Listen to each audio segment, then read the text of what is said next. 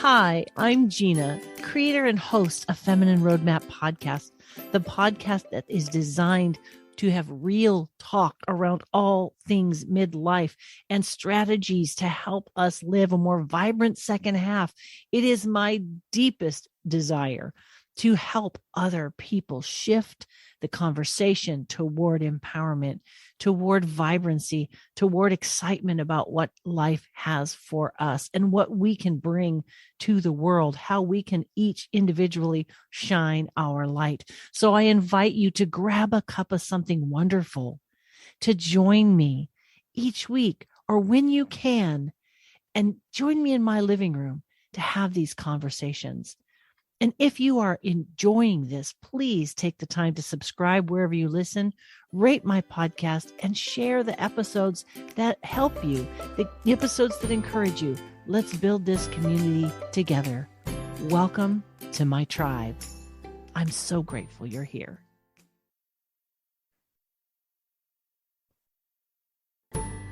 Hello, Feminine Roadmappers. Welcome back to Feminine Roadmap Podcast, the podcast that helps you navigate the challenges and changes of midlife and to live a more vibrant second half. Today, we are going to be talking about midlife fashion. My guest helps the modern midlife woman of style and substance to feel more elegant and relevant, to get more va-va-voom in their life. My guest today is Aleksandra Olenska.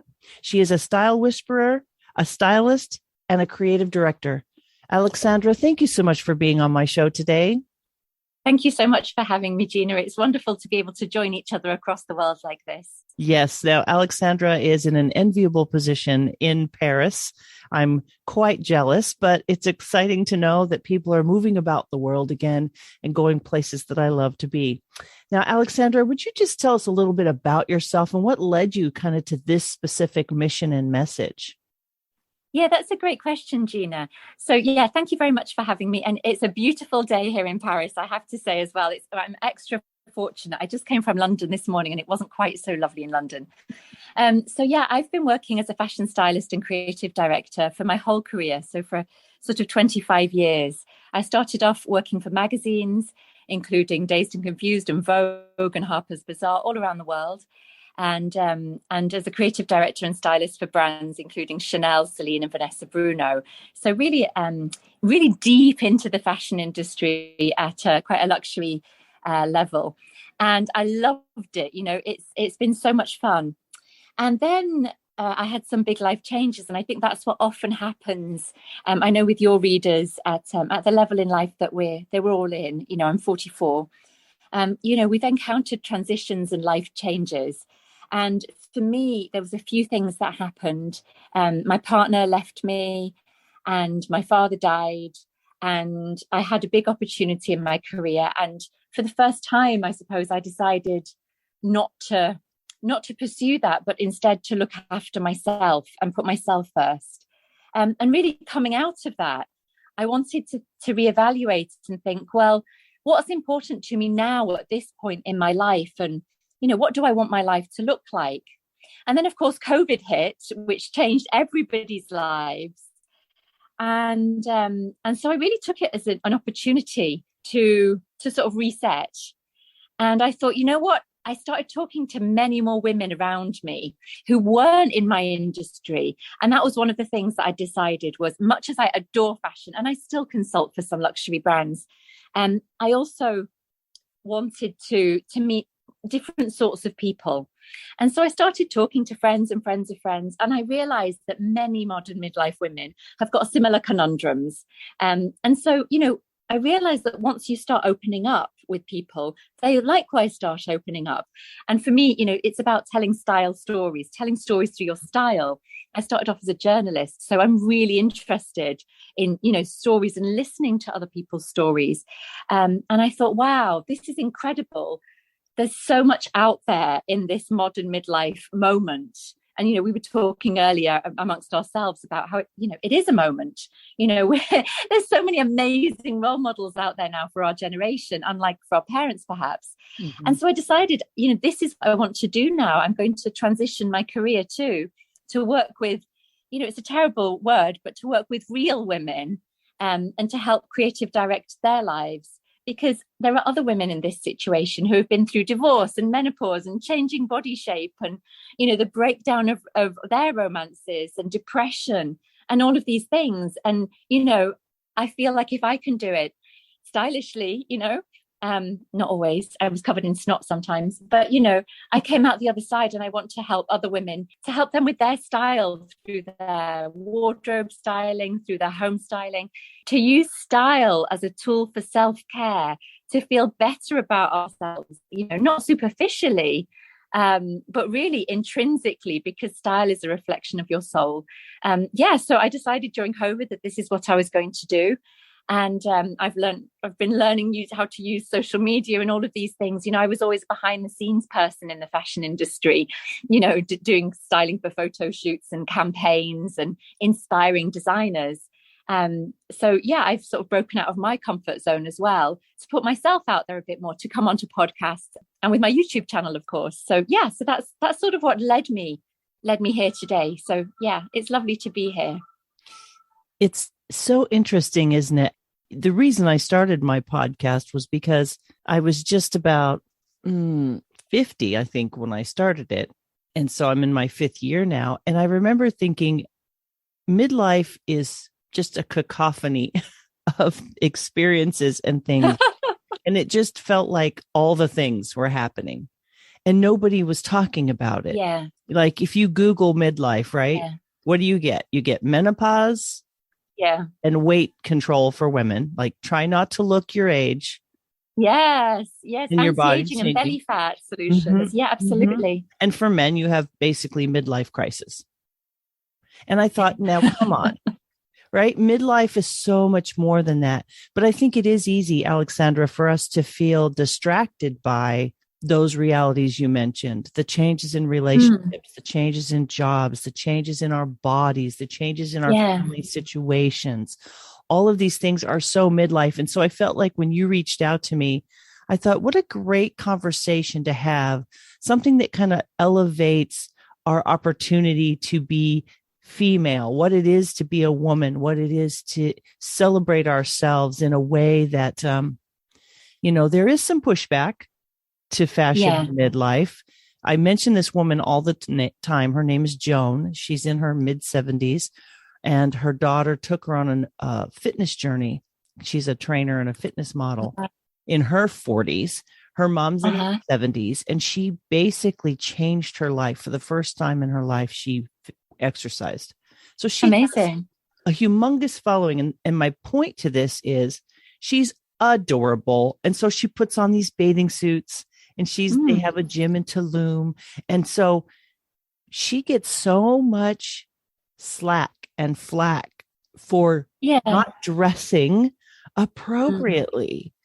Oh, my favorite thing, dressing appropriately. Yeah, okay, I hear this sentiment all the time, age appropriate. And I prefer the angle of, if you want to get a bikini body, just put a bikini on your body, but there is a lot of talk about age appropriate. I do hear this. Yes. And so I wanted to talk a little bit about that, because there's a courageousness, I think, that it may take for some personalities, maybe not for others, but for some personalities to feel, for lack of a better term, permission to dress a certain way, or maybe continue to wear their Doc Martens that they wore when they were their favorite pair of boots or whatever. And so I know your style it can be so much more elegant, but let's talk a little bit about style and age and the tack that you like to take and encourage women in.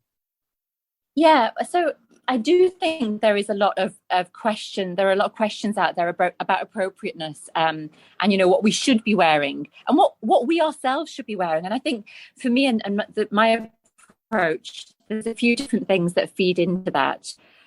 One of them would be, we have to reflect, first of all, on ourselves. Before we hit society and blame society, we can look at ourselves and say, what is it that we tell ourselves? What stories are we telling ourselves? What style stories? What's our style story? What's your style story? Where have our beliefs come from? What limiting beliefs do we have about our own style that we tell ourselves? I can't wear a miniskirt. I've got fat thighs. Oh, I'm too old for this. Oh, what will people say? We're afraid of the judgment of others, but also we're afraid of the judgment of ourselves. So first of all, I encourage people to think about where these ideas have come from. And it could be from yourself, it could be from your family, your upbringing. And, of course, the minute we acknowledge where these things come from, we have an objectivity, and that gives us a greater capacity to just leave them there hanging so that we can change them. The next thing I would say, that in my approach, it's not about revolution. I think these days we see so many sorts of, and I have to confess, I'm quite addicted to them. Reality TV shows where there's an instant makeover, and somebody looks fabulous and at the end. But for me, my approach is much more about evolution rather than revolution. We need to evolve, we can evolve our style in midlife. But that doesn't mean ditching everything that's gone in the past. And that's part of my sort of decluttering and purging process with clients as well. We need to think about our emotional relationship with our possessions, with our clothes, with the things that surround us, and reflect on what is supporting us now at this point in our lives. What do we want to hold on to because it brings us happy memories, even if it doesn't fit us, for example?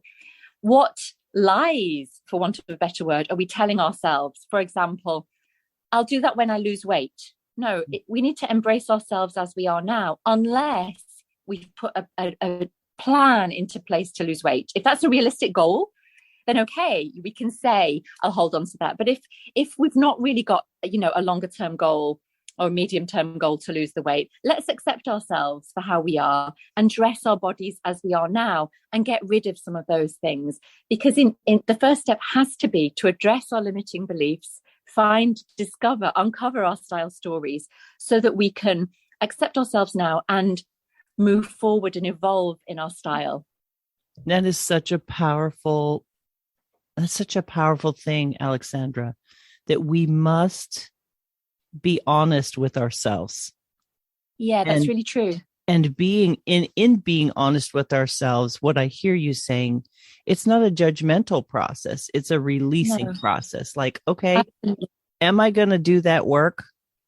Do I even want to do that work to lose weight or to get in shape or whatever the story is?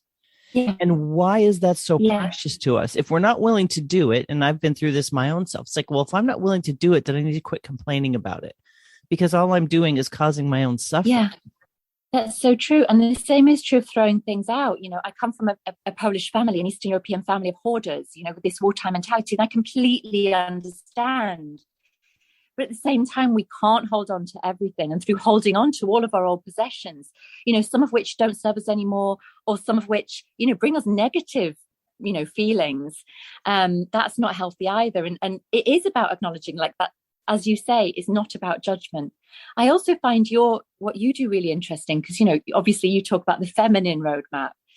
And, my thing is really, my tagline is, helping modern midlife women of style and substance to be elegant and relevant. And it is about, accepting our femininity. A lot of women have been, in this go, go, go. I'm not sure I like the expression masculine and feminine energy, but most of us know what we're talking about here. When we say, that energy of doing, of going, of looking after our parents, our children, our jobs, our charitable organizations, whatever it might be, we've been on the go, helping everybody else apart from ourselves for so long. And sometimes it's also about stepping back and giving ourselves some of that feminine grace and love and compassion. And I always say to women, start with something small that you love about yourself. There's got to be something, even if it's just your little finger, or, I happen to like my earlobes, for instance. It doesn't have to be everything all at once, and style can really help you to elevate yourself. It should support you at this point in your life, And it's such a beautiful opportunity to communicate joy in some way, because you're talking about what brings you joy. Well, if you love a certain color or you love a certain style, there must be a way to incorporate that into our lives once we deal with the story and find the joy in that again. There's another gentleman out there who takes pictures of people, and it's called advanced style. Oh, yes, I know advanced style. Yeah. And I look at these people and I think, man, they just commit, right, to their Yeah. own personal style. And it's Right. lovely to see. Exactly. I mean, that's they're quite sort of out there, we could say. They, as you say, they're quite radical. Yes. Some of them, and certainly a lot of my clients don't want to look quite so individual, we could say. And obviously, I spend a lot of time in Paris, so Parisian style is quite conservative. It's fairly muted, but incredibly stylish. However, I also encourage within this, we all have to find ourselves and our own version of incorporating French style into your wardrobe. So for some people, that might be, to have more of a statement necklace, like this vintage Lombard, huge, enormous shield piece that I'm wearing right now. For somebody else, it might be taking a route a bit more like Emmanuelle Alt, the ex-editor of French Vogue, who's in her 50s, who wears little leather perfectos. So it's not just about, taking on somebody else's style. It is about developing your own style to create your new style story that's going to support you through your midlife, without giving up everything that you've had in your past too. So yeah, I bring a little je ne sais quoi and a little bit of that French sexiness, I think, to people and their wardrobe, without going overboard. Let's talk a little bit about that. When you say finding your style, having that je ne sais quoi, what does that mean? Because I don't know. There may be women who are just like living their life in athleisure, or just not being able to find the energy. Yeah, I mean, during COVID, obviously, a lot of us, were wearing maybe more casual clothes than we're used to. And certainly in Europe, maybe we do have a slightly more dress up mentality than in other parts of the world, perhaps. And I would say, bringing a touch of je ne sais quoi, it's using style as a tool. Actually, I say using fashion as a tool. So for me, style is it's self-expression. It allows you to communicate with others as well as yourself. It allows you to hold yourself in a certain way that you want to feel. Fashion, on the other hand, is a tool that you can use to help you find your style or develop your style or feel in a certain way. So they're slightly different. But, some people are very happy in their sweatpants or their athleisure, as you say. But, I encourage women, whatever they like to wear, to think about how do they feel when they wear certain clothes. And I know that some women, maybe wear things that they just feel comfortable in because they've always worn them, or they've been doing practical activities for such a long time, like looking after raising their children, that maybe they feel a bit lost. This is a comment I hear a lot. I've lost myself. I don't feel like myself anymore. I don't know who I am. So I think style is a wonderful opportunity, and the first step is to look at pictures of things. You don't have to go suddenly into, Chanel. And the first step is to investigate and probe. How do I want to feel? And just test it. Find pictures. Oh, who do you admire? It doesn't matter whether it's, Julia Roberts in a ball gown, even if you're at home every day, looking after your children, your grandchildren, it doesn't matter, The point is just, first of all, to explore new facets of yourself. And then even if that just means, secretly wearing some lace knickers underneath your tracksuit bottoms or your leggings, just is a little experiment, step by step. How is that going to make you feel? Right? You can get great, machine washable lace, no problem. It's equally easy to look after as as a pair of big granny panties from a big cotton pair of knickers. So there's ways of just incorporating little hints of style and just experimenting and pushing yourself out of your comfort zone, that will help you to feel renewed and refreshed, which most women want to feel, even if they are starting off feeling a little bit lost. Does that make sense, Gina?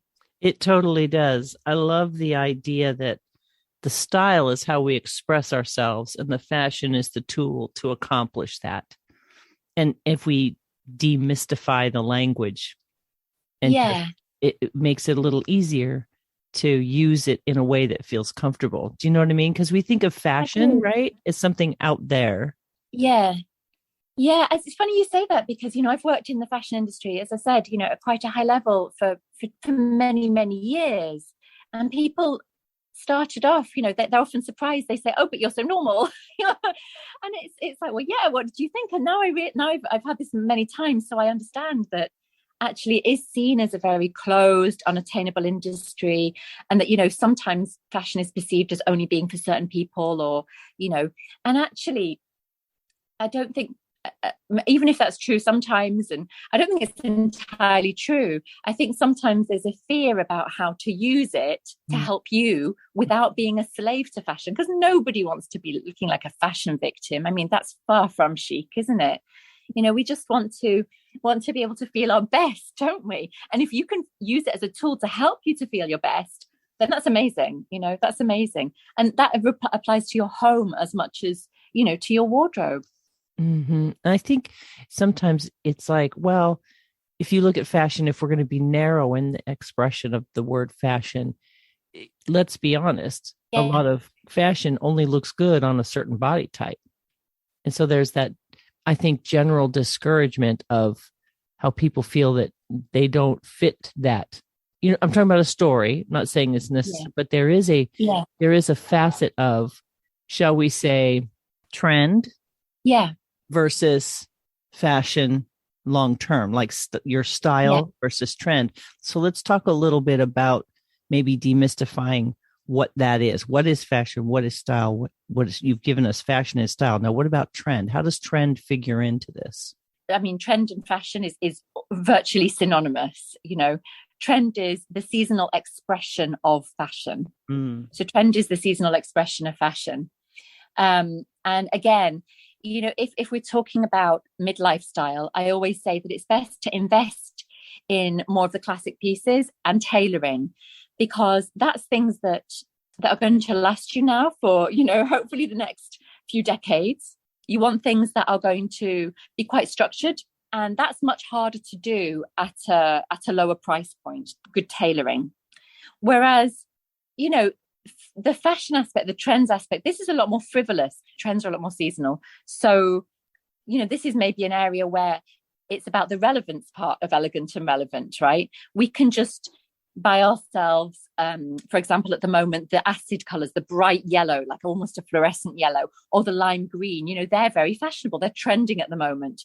So why not buy yourself, a bright yellow, joyful, I have to say. And, again, that's what's really interesting about trends on a broader level. Fashion is a cultural reflection. So, for instance, we were all in confinement all over the world, and life got quite dark for many people collectively. The idea of many people struggling, not seeing their friends, being isolated, their family, their loved ones, everybody being by themselves, not being able to leave the home. There was a collective sense of sadness, I think. And although there's also an idea of sticking together, we're all in this together, it was difficult. So now fashion expresses this through joyful colors. We're seeing an explosion of colorful trends because we want to feel joyful. We want to feel hopeful. And now, unfortunately, with the Ukrainian war, etc., there's even more darkness in the world. And again, we're going to be seeing that echoed in fashion in the coming seasons. So fashion is a cultural reflection as much as it is, a tool that we can use. And because it's a cultural reflection that manifests itself through the trends, which are seasonal, we can just use bits of it, to our advantage. It doesn't mean we have to suddenly wear all over joyful yellow color. We could get a bit of joyful, yellow. It could be an imperial yellow. It could be a fluorescent yellow. We could get a silk scarf and tie it to one of our handbags so it flutters behind us. I mean, that's quite happy, isn't it? With even no matter what you wear, even if you're wearing your athleisure, just something a little, like I say, to add a bit of joy, to add a bit of va-va-voom to your life. Why not? Why not? Yeah. So I hope that helps. It does. The way my mind is categorizing what you're sharing is, it's really a language. And if we can look at it like a language, the question could be, what do I want to say with how I choose to dress? Mm-hmm. Yeah, absolutely. Mm-hmm. What do I want to say and how do I want to feel? It's exactly that. And so one of the first steps, apart from, having self-acceptance and understanding your style story, is also deciding how do you want to feel and what do you want to say at this point in your life. And from that perspective, your style can also be an expression of your values as much as your personality. So, what matters to you and how can you express that? So for some people, that might be, a more sustainable way of shopping, for instance, and that could be that you buy less, but buy, better quality pieces, which I would encourage any midlife woman to do. That doesn't mean that you have to be a billionaire, although, some of my clients are. It's about spending, instead of buying many, many small pieces, it's about putting that money into fewer pieces, whatever your maximum budget might be. Yes, some clients, they love to buy sustainable, eco-friendly fashion. For some people, it's just about buying less, but buying better quality. So you can also work out, what matters to you. Does it matter to you that your clothes are made in sweatshops? Does it matter to you that the dye is, affecting the environment? There's that aspect too, I think, that becomes more pertinent at this age. So let's talk about how you help midlife women practically, because we're talking a lot of theory and mindset, So how could a woman who maybe has been, because you've got the midlife women who've been home all this time. I have listeners who are happily homemakers.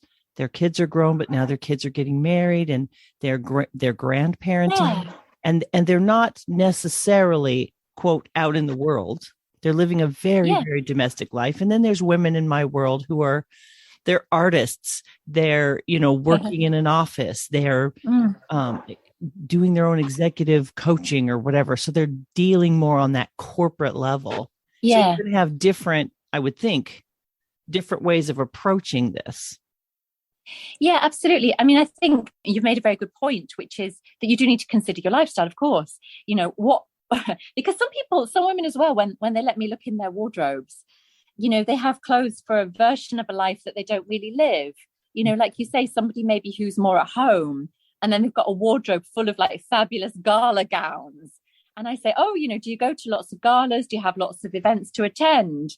And they're just like, no, I just love the dresses. Okay, so just first of all, wear the dresses at home. And second of all, let's find some pieces that are going to be comfortable, but also chic. Let's find some, I call it an incremental upgrade.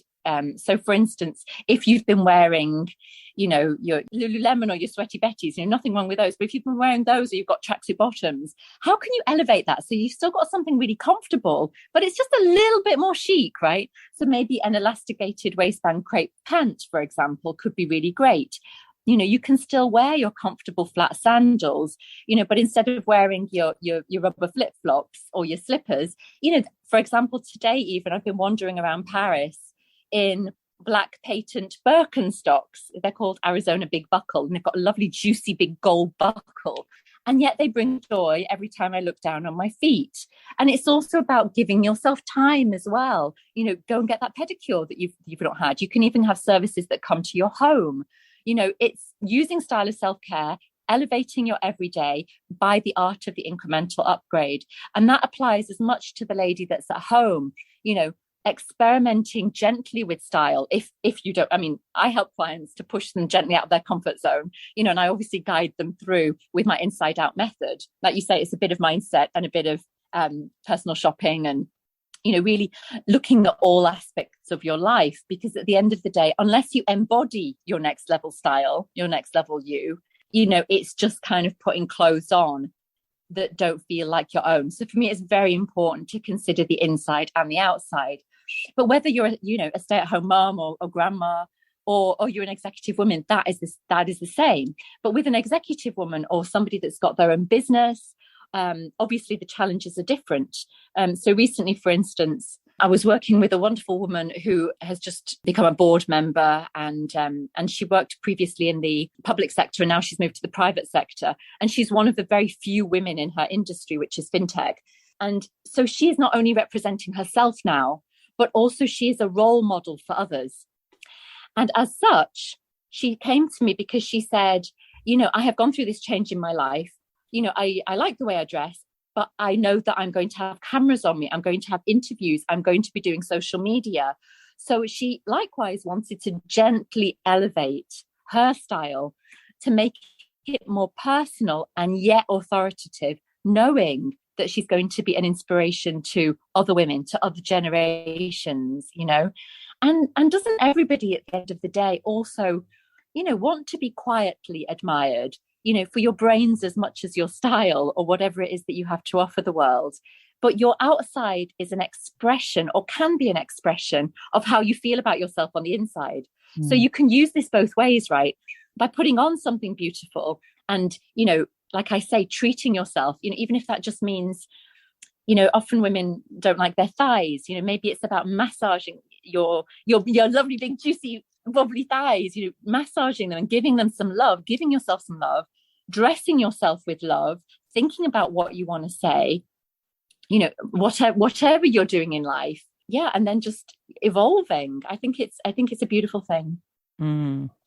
There's so much life we've lived and personalities we've been, I think, like when you mention neon, I didn't love it in high school and I still don't love it unless I'm painting. And then I don't mind it. But it's funny how, we have personalities toward color because there's a color story to our life, isn't there?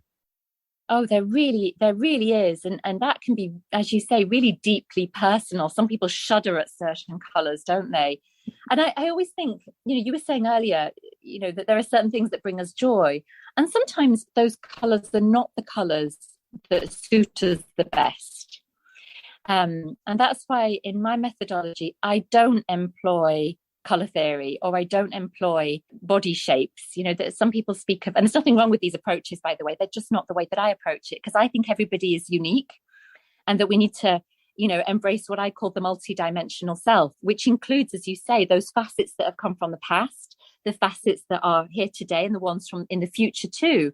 So I also don't go for prescribed body types like the pear or the apple or the X, because what happens is you get women saying, oh, well, I'm somewhere in between an X, or I used to be an X, or I'm between an X and a pear. I don't know how to dress because I don't know what I am. And it's like, that's because you're not a piece of fruit. You're a beautiful woman, So instead, I try and leave my clients feeling empowered to know what will suit them in the future through using what I call my golden guidelines. And I think that that's a much more uplifting approach than trying to, do something quite prescriptive of, oh, well, you're in autumn, so you should only wear autumnal colors. Okay, but what if you love the summer colors? So I believe that every woman can wear every shade. It's just that maybe don't put them right next to your face, for instance. So for me, for instance, I'm very pale myself. I don't know if you can see. I know that listeners, you can't see what shade of white I am. My mother used to call me a ghost. And often when I'm tanned, people don't even notice. I'm that kind of white. But I love to wear pale colours. And again, I was told for many years, oh, well, white people shouldn't wear, very pale skin girls shouldn't wear white. It will drain you. But I love it. So why not? I just add a bit of red lipstick and, there we go. Actually, especially at this age, anything pale around the face is going to be more flattering. Similarly, many women struggle with like yellow. They love yellow, but, maybe it's not the most flattering against the face. Okay, great. So wear it as a skirt, wear it as a shoe, carry it as a handbag. There's all sorts of ways of incorporating the colors that bring us joy, the colors that we love into our wardrobe. And if you are somebody that wears, only black, there are those women, then experiment with, just buy some scarves and see how you feel just having them, or buy a cushion in your house. And how does it feel, gently incorporating little elements of color into your life. Yeah, because you can do jewelry in color. Yeah, exactly. Your accessories could be the color. It's so funny. You talk about yellow. I agree, man. Yellow can make me look, certain shades of yellow are horrible. Yeah, it's a bit jaundiced or a bit sallow, isn't it? It can be a bit tricky. It can be a bit tricky. Yeah. Yeah. And I think I love the idea, Aleksandra, that we can love something and wear something and not worry about, is this right? Does it, is this the, I don't know, whoever's making the rules in our heads that we think you can and can't do. Like after 50, you can't wear red lipstick. After 50, you can't wear a high heel. After 50, you can't have long hair. We talked about this before we hit play. There's a lot of these ideas that come down the pike, and I don't even know that we realize we believe them until we hit this age, and all of a sudden we feel confused about who are we and what can I do? And I get real militant and I'm like, it doesn't matter. Do what you want, but I feel for some women, they need to really have a little bit more guidance to feel comfortable and confident to do something that maybe they didn't realize they believed was a no-no. Absolutely. I agree with you there. And I think also, some of it we said before is the judgment of yourselves, and sometimes it's the judgment of others. And sometimes you also have to acknowledge that, maybe there's elements, I had surgery, major surgery on my abdomen, and now I've got, a big pouch on my belly, and yet I will wear a bikini. Now I know that some people are going to judge that and be like, what's a woman, with a belly like that wearing a bikini? But I don't care. And I think I think midlife is also this wonderful contradiction, isn't it? Because on the one hand, we've got wisdom, we've got experience, but on the other hand, we've got new insecurities as our bodies change in different ways. And on the one hand, we think, I don't give a damn. And on the other hand, maybe we do care about some things because we're judging ourselves for changing as well. So it's about having that compassion and just saying a bit like, I really don't care what people think. If I want to wear my pink sparkly bikini, then I'll wear it. And I'll tell you something. I never wore that pink sparkly bikini 10 years ago or 20 years ago. Because first of all, I thought it was far too girly and I thought it was silly and that people wouldn't take me seriously. And now, gosh, I've got a sparkly phone cover, yes, I have tailoring and things. And again, it's about embracing that multidimensional self. And I think that sometimes at this age, there's elements of ourselves that maybe, and I hear with my lovely ladies, that sometimes have been hiding for many years. That could be because we have we've become a bit one-sided. Maybe we've succumbed to a vision of ourselves that our partners have. Maybe we've given everything to our children and we've forgotten to nurture different sides of ourselves that now maybe seem a bit silly, and that could be, for me, it was that I loved dancing. And then I just didn't have time for it because I was working all the time with my career and, my charity engagements. And now suddenly, at the age of 40, I go to dance class with a bunch of 44. I go to a dance class with a bunch of 20-year-olds, because it's about saying, I don't care. I don't care what they think of me. I am having a blast. I'm having the best time. And I still can't do some of the moves and some of them I can. And actually, I found a dance center where everybody is incredibly encouraging. And, and I have great chats with the younger people afterwards. And it's about that as well, right? It's about accepting different sides to ourselves and saying, what did I used to love that I don't do now, or that I haven't done, or that I haven't worn for years? And how can I revisit that? It doesn't have to be in exactly the same way as I did before, but how can I revisit that? So, maybe for me, it's having a sparkly phone case. It's a silly example, but you know what I mean? Or, if you love wearing a mini skirt, but, you don't love your knees. Somebody wrote to me the other day saying, I've got floppy knees. Then okay, let's wear a mini skirt and let's wear tights, or let's wear boots, or but yeah, I find that I'm experimenting jacket with all sorts of things that I shouldn't do. What can you mix it with to sort of tone it down if you want to? Again, it's like that incremental upgrade rather than radical revolution. And I think you keep coming back to this idea of joy. Yeah. Maybe we could reverse engineer a little bit, Aleksandra, and say, am I feeling joy when I get dressed? Or am I just beating myself up every time I get dressed? That's so true. Yeah, exactly. Yeah. And be honest, it's going back to being honest with yourself. And then to think about what would make me happier. Just a little bit, just 5%, just 10%. And, pretty soon it all adds up, and even, encouraging yourself to go to stores that you wouldn't normally go to, for example. Some people, and this isn't about, which economic bracket you're in either, but people feel intimidated to go into certain stores for different reasons, maybe because they're not used to it. Maybe they've got out of the habit, or maybe they just feel like the shop assistants are going to be a bit snary, which they sometimes are. But it can be really liberating as well. And I do this, by the way. Sometimes I'll go into like a store that is not at all my style, but just to experiment, to see how I feel in certain clothes. So an example would be, I usually wear quite loose flowing clothes. And a few years ago, I was like, okay, I'm going to go into Hervé Léger and try on like a really, really tight dress that my mother would probably disapprove of, and she would consider probably a bit, slutty or inappropriate. But I tried it on. And, my first thought was, like many women, was, oh, wow, oh, there's some hips there. And the next thought was, oh, not bad. It made me feel differently, made me hold myself differently. Now, that doesn't mean that I was suddenly going to change my style and buy, a skin tight dress. But I did then go and buy a bandage top. I love my waist, so I like to show it off. So I bought a much tighter top than I would normally. And actually, that just gives me this little va-va-voom. So it is about experimenting as well in different ways. Yeah, I know those dresses, those bandage dresses. They actually are quite forgiving because of the amount of grip that they have on your body. I used to work next door to one. But maybe not forgiving enough for me. Oh, it's interesting how we have these ideas, like you said, okay, your mom might say, well, that's a bit slutty or inappropriate. And it's like, people feel that way about, red lipstick. I've been in makeup for 33 years and there's colors of makeup that people put in that category too. We get very judgmental about something as simple as a color. It's funny, isn't it? Mm-hmm. But it's also about what you mix it with, right? Like a red lip. If you wear a red lip, with a black PVC skirt and a fishnet top, then yes, you might be mistaken for, a different type of lady. But, you put the red lip with a navy blue jumper with 3 buttons on the shoulder, and a pair of wide leg pants, and suddenly you're the epitome of French chic. So it is a lot about mixing things up as well.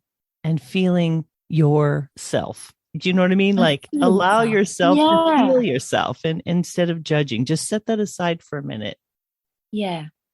And that goes back to this feminine idea, the feminine roadmap. It is about bringing yourself back to yourself and acknowledging that and and accepting that and being more accepting of ourselves and our sillinesses and our multi-dimensions, as I said earlier.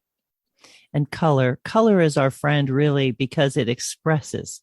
Color is a wonderful way to express, whether it's an earring or a lipstick or an eyeliner. You could put the color on your eyeline. It doesn't have to be clothing, but it can be an accessory. Right? This jewelry today that I've got on, this vintage Lombard one, it's got big malachite jewels on it. It's very tactile as well. And that's something else to consider is, how do you feel in your clothes? But how do your clothes physically feel? And again, that's something else to consider. The fabrics, when you have something that's fluffy, like a fluffy jumper, for instance, it's tactile. You want to stroke it. You want to stroke yourself. And other people have that visceral sense as well. Now, I'm not saying that you want strangers coming up to you and stroking you like a pussycat, but, that visual feeling is actually going to make you appear more friendly, more warm, more welcoming. So that's really important too, is to define the key words of how you want to feel, how you want to look, and they can be contradictory. You could be wanting to feel like, a badass romantic, no problem, and then it's about finding things that represent that. And going back to what you're saying about color as well, I'm not something, I like the, I like the way crystals look, but I'm not particularly woo-woo. But having said that, this just reminded me, as I mentioned, my malachite necklace, which is from the 60s or the 70s. There's this theory when you go crystal shopping. Somebody shared with me who's much more into that than me, and they said, you should just choose a crystal by instinct, by which one are you drawn to, and then apparently they have different properties, And I think this same approach, this instinct, and actually I talked to this about Forbes magazine recently, that it's going into our instincts and not judging, not going into our heads and saying, I like yellow, I don't like yellow, I like red, I like this, I like that. But it's about being instinctive and saying, which color am I drawn to? What am I drawn to right now? And then reflecting on why. There are certain colors that are known to be more soothing, for example. Maybe we want to feel, maybe subconsciously a part of us, for instance, wants to feel calm. And so we're drawn to pale blue, for instance. Maybe some part of us wants to feel more confident and energetic or passionate, and we're drawn to the reds, and just going into that feeling zone, again, that feminine zone, and out of our heads that we're so used to being into, especially, if you've had a career or you're in a high powered career, and we're very analytical, and I'm guilty of that too. And of course, analysis is really important, but let's also tap into our instincts. I love that. Well, if you were to kind of set 3 style points or 3 starting points for my tribe, what 3 things would you encourage them? How would you encourage them to begin? We've talked about a lot of things, and their minds might be swirling, their closet may be, communicating with them. So what could we do to empower and encourage? What 3 things? Yes. So we have spoken about so many things, and I can talk about style till the cows come home. That's the truth of it. I love what I do, and also I think a lot of women. I love the idea that your closet communicates with you. Unfortunately, many closets that I see are also really overly stuffed. And women say, I don't have anything to wear, and yet I have a closet full of clothes. So I would say the first thing to do is to take an honest look at what you already have. Now, I know that can be really overwhelming. So I often say that a good place to start is, try and do it step by step, break it down. So a great place to start is to look at your knicker drawer. And, what is that saying to you? What is your underwear drawer, or your lingerie drawer, as they call it in Paris? What's it saying to you? And what's it saying about you and where you're at with yourself and with your life? And then to take that idea of the incremental upgrade and say, how can I upgrade my knicker drawer a little bit, or my tights drawer, if you're not ready to face your panties, your tights drawer, right? Or your sock drawer. How can I incrementally upgrade that a little bit, right? What's the next thing I can do? And have a look around at sites and, online and in real life at things that you wouldn't normally look at necessarily. Go and get a great bra fitting. That's a really good place to start, because, the underwear is the foundation of your wardrobe. So I'd say, and then throw away anything that's grey or saggy or bobbly. Oh my goodness, just bin it.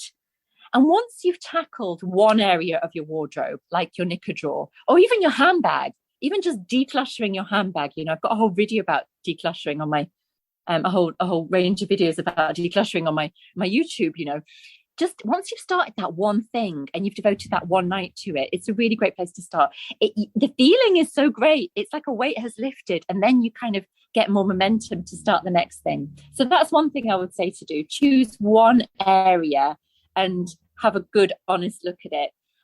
Another tip that I would say is, think about your 3 key words of how you want to look and feel. And as I say, those words can be contradictory.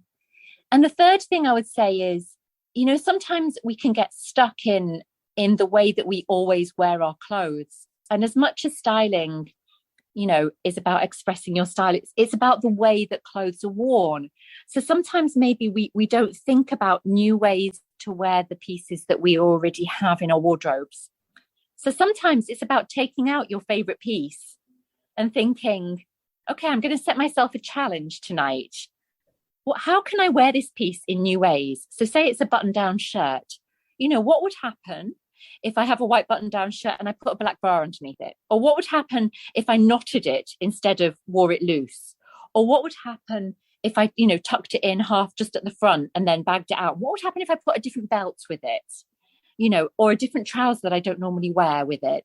And just allow yourself to play with the clothes that you already have before going out there and finding new things. That's a great way to shop at home, isn't it? Yeah, I think so. And it can be fun as well, and make it fun. Put on your favorite music so that you feel good while you do it. If you've had a rough day at work, this is not the right time, right? Yeah, put yourself in a good mood. I like to have a nice glass of Bordeaux, put on some beautiful music. I get myself into the groove. Put some flashing lighting on. For me, that means little lamps around my room, even if it's a bit dim, Yes. Nobody wants like a Zara changing room effect at home, do you? No, we don't want those mirrors either. They're not very friendly. Oh, and then also it can be, it can be a good idea to put on some nice underwear while you're doing this, so that in between changes, you're still feeling like, ooh, yeah, I got it. Good about yourself. That is so much fun. Well, how can people find you, Aleksandra? So my name is Eastern European. We don't have an X in the Polish alphabet. So my name is Aleksandra. Aleksandra, and then my family name, Olenska, Olenska. And you can find me on my YouTube channel, Aleksandra Olenska YouTube. And you can also find me on Instagram. And my handle is @stylishwhispering. And you find all sorts of videos and guides and things on there. Loads and loads of information, and then you can just direct message me, anybody, if you've got any questions that you'd like me to make videos about, or if you'd like some one-on-one style services. I offer on and offline styling and coaching and creative direction services for the wardrobe and the home. So I have clients all over the world, which I really love because I get a glimpse into different lifestyles. Yeah. Do you have a website? I do have a website. It's the-style-whisperer.com. Perfect. Well, I want to thank you so much, Aleksandra, for reaching out to me for this lovely conversation, this empowering conversation, demystifying fashion, this permission-giving conversation. And you delivered it with such grace and kindness. And there's such a joy to your message. And I'm so grateful that you reached out so we could have this conversation so that women can begin to find themselves again, or maybe redefine themselves in a way that feels so good. Thank you so much for having me, Gina, and for being such a gracious host. And I'd love to know how your ladies get on. Please do send me messages and let me know how you get on with your, with elevating your style, wherever you're at with your style journey. And thank you, Gina, and all the best with all your wonderful podcasts. They're such a joy to listen to. Oh, thank you so much. Friends, today I've been speaking with Aleksandra Olenska. She's the Style Whisperer, a stylist, and a creative director. If you head over to www.feminineroadmap.com/episode 274, you will find links to Aleksandra there and the spelling of her name in case you didn't catch it. And friends, this is one of those conversations that, we are women and we feel our femininity and our joy in being a woman when we allow ourselves to be expressive about that. Whatever that is, it's so easy for me being home so much now since I left the beauty world and wearing a certain kind of clothes and wearing full face of makeup 5 days a week and teaching people how to up level their makeup. And then I'm home and my makeup sits there and is lonely because I don't have that same level of living. But sometimes it's important for us to remember who we are, the joy of being a woman, what it feels like to feel and express ourselves in a way. It doesn't have to be every day, but it could be. Just consider a way to bring that feminine joy back into your life, even if it's the best pair of jeans you've always wanted, or that special jean jacket, whatever it is, or that statement necklace, going to a vintage shop and finding something that just really makes you smile. Let's make this something that we do as a gift to ourselves. And we'll just let the world handle whatever they're going to handle. And we're going to walk through it joyfully, whether they agree or not. So thank you so much for being with us today. Who needs them? No, I'm just kidding. But, let's band together and encourage each other in whatever style choices we make. Let's stop judging and just begin to find the joy in being feminine and expressing ourselves. Thank you so much for being with us today, friends. I hope you enjoyed this podcast. And if you did, please remember to share it. We share these resources, other people find it, and we build a community of women who are empowered and living vibrant lives. Thanks for being with us. We look forward to sharing more and more with you in the weeks to come. Take care, my friends. Bye-bye.